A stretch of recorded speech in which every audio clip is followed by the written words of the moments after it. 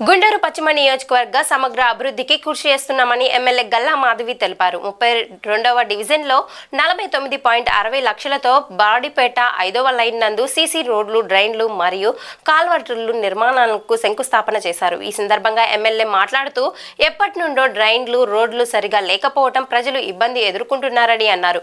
పనులను వేగవంతంగా పూర్తి చేయాలని కాంట్రాక్టర్లు అధికారులకు సూచించారు. పనులను త్వరితగతిగా పూర్తి చేసి ప్రజలకు అందుబాటులోకి తీసుకొస్తామని ఎమ్మెల్యే గల్లా మాధవి హామీ ఇచ్చారు. అందరికీ నమస్కారం అండి.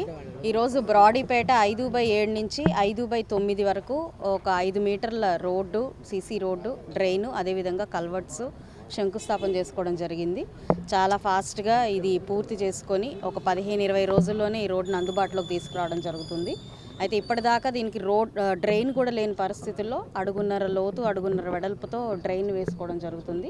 స్థానికంగా చాలా హర్షం వ్యక్తం చేస్తున్నారు. ఎప్పటి నుంచో కోరుకుంటున్న ప్రజల ఆకాంక్ష ఇది. కాబట్టి ఫాస్ట్గా దీన్ని రెడీ చేసి ప్రజలకు అందుబాటులోకి తీసుకొస్తామని చెప్పి కాంట్రాక్టర్ గారు, అదేవిధంగా డివిజన్ ప్రెసిడెంట్ గారు హామీ ఇవ్వడం జరిగింది. సో అందరూ ఆనందంగా ఉన్నారని చెప్పి ఆశపడుతూ నేను కూడా సెలవు తీసుకుంటున్నాను. ట్రాఫిక్ ఎక్కువగా ఉంటుంది, సెల్లార్స్ కొంతమంది వాడట్లేదు అనేది కౌన్సిల్ కూడా చర్చ జరిగింది. షాప్స్ అంటే మల్టీ కాంప్లెక్స్లో ఇలా ఉన్నప్పుడు ఖచ్చితంగా సెల్లార్స్ వాడాలి. దాని మీద ఏమన్నా?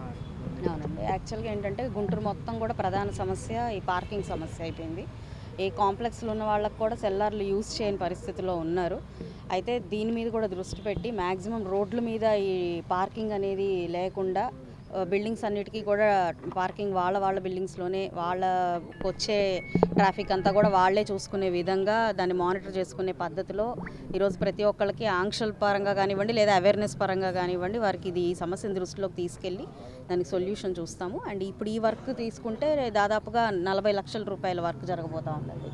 మేడం, ప్రముఖ విద్యా సంస్థలు రెసిడెన్షియల్ పేరుతోటి కమర్షియల్ నిర్వహిస్తున్న విద్యా సంస్థలు, వాటి మీద ఎలాంటి చర్యలు తీసుకుంటారు? ఇప్పుడు రేపు పేరెంట్ టీచర్ మీటింగ్ ఒకటి జరగబోతుందండి. మనకి మొత్తం రాష్ట్ర వ్యాప్తంగా కూడా ఈ గవర్నమెంట్ స్కూల్స్ మొత్తం కూడా ఒక భారీ ఎత్తున చాలా వినూత్నంగా ఎప్పుడు కానీ విని ఎరగని స్కూల్స్ మీద అవగాహన, పిల్లల మీద అవగాహన, అదేవిధంగా ఇన్ఫ్రాస్ట్రక్చర్ మీద, స్కూల్ ఇన్ఫ్రాస్ట్రక్చర్ మీద కూడా ఒక అవగాహన తీసుకొచ్చే ఒక ప్రయత్నం చేయబోతున్నాము. ఆ క్రమంలోనే స్కూల్స్కి సంబంధించి ఎన్నో అంశాలని మేము చర్చించబోతూ ఉన్నాము. మీరు అన్నట్టుగానే ఇప్పుడు ప్రైవేట్గా రన్ చేస్తూ కూడా బాగా కమర్షియలైజ్ అయిపోతున్న స్కూల్స్ గురించి కూడా డిస్కస్ చేసి వాటి మీద కూడా ఎలాంటి నిర్ణయాలు తీసుకోవాలో ఒక ఆలోచనాత్మకమైన నిర్ణయాలతో ముందుకు వెళ్తామండి. పర్మిషన్ ఏమో రెసిడెన్షియల్ పర్మిషన్, బిజినెస్ కమర్షియల్గా బిజినెస్ చేస్తూ పిల్లల నుంచి అయితే ఫీజులు అయితే వసూలు చేస్తున్నారు అనేది సమాజంలో ఒక పేరుతో, ఒక ముసుగుతో అనేకమైన మాఫియాలు జరుగుతూ ఉన్నాయండి. మనం ప్రతి ఒక్క దాని మీద దృష్టి పెట్టాల్సిన అవసరం ఉంది. అందులో విద్య కూడా ఏమీ ఎక్సెప్షన్గా లేదు. ఈరోజు వైద్యం, విద్య రెండు కూడా పేరొకటి, దాని వెనకాల జరుగుతున్నది ఒకటి. అన్నిటి మీద కూడా ఒక సమీక్ష సమావేశాలు ఏర్పాటు చేసుకొని ఖచ్చితంగా వాటి మీద దృష్టి పెట్టి ఒక సొల్యూషన్ తీసుకొస్తాం.